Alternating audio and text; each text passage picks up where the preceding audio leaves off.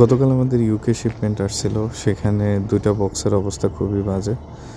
তো যতগুলো বক্স আসছে এই বক্সগুলোর ভিতরে এই বক্সটার অবস্থা খুবই করুণ।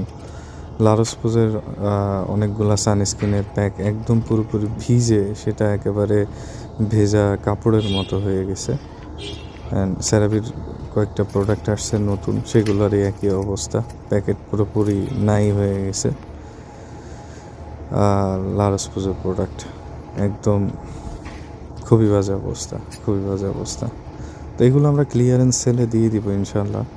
প্রোডাক্ট একদম ইনটেক আছে, জাস্ট প্যাকটা নষ্ট হয়ে গেছে। তো রিসেন্টলি কার্গো থেকে জানিয়েছে যে কাস্টমসে প্রোডাক্টগুলো বৃষ্টির পানিতে ভিজছে, যার কারণে এই অবস্থা। তো আলটিমেটলি নিজেরা সরাসরি যদি প্রোডাক্ট সোর্স করি তখন কিন্তু আমাদের এই রিস্কগুলা, এই লসগুলা নিতে হয়।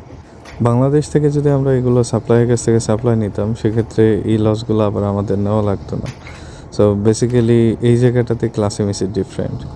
আমরা সরাসরি নিজেরা সোর্স করি, নিজেরা আনি, অ্যান্ড এই কারণে আমরা বলি যে আমরা অথেন্টিক প্রোডাক্ট সেল করি।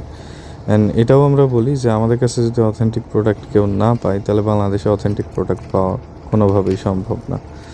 কারণ এখানে এই বক্সে আমাদের বেশ কিছু এক্সক্লুসিভ আইটেম ছিল এবং আছে, নিচে বক্সটাতে আছে, যেগুলো একদম নতুন বাংলাদেশের প্রেক্ষাপটে, এর আগে কখনো নাই।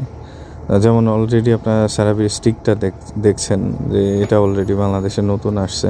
সো এরকম বেশ কিছু প্রোডাক্ট আছে এক্সক্লুসিভ। অনেকেই কমপ্লেন করেন আমাদের প্রোডাক্ট প্রায় স্টক আউট থাকে।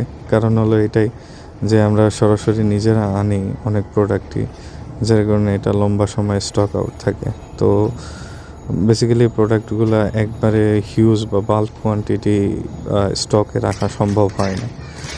তো এটা হচ্ছে একটা কারণ। আর যদি আমরা বাংলাদেশের মার্কেট থেকে নিয়ে এনে দিতাম, তাহলে কিন্তু আবার সবসময় স্টক থাকতো, নর্মালি অন্যান্য জায়গায় যেটা হয় আর কি।